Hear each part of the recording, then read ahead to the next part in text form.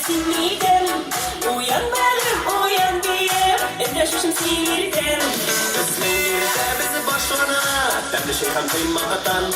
Bugün de sine yıkılan kıymak ise uyandan.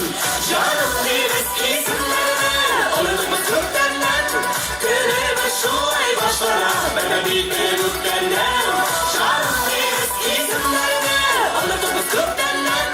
Günümüz şu ay başlara ben de bir Türklerden.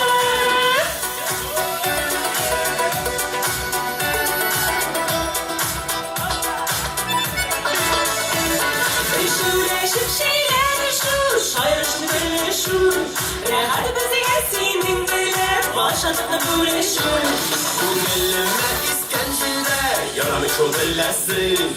Vakti yek burşullarını kaldır gitsin dillesin. Canım bir eski isimlerini anıdığımız Türklerden.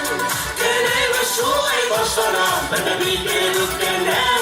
Canım bir eski isimlerini anıdığımız Türklerden.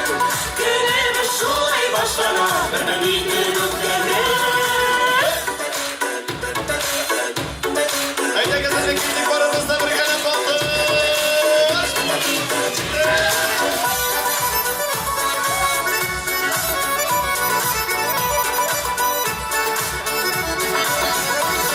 Halim misin, canım misin, kınırma duyuyorsun. Seni sevdim yaradan, hiç duymamayırsan. Yazmışım bule girdiyse Sizin mina bulek Ömür yolundan atlarak Mina parası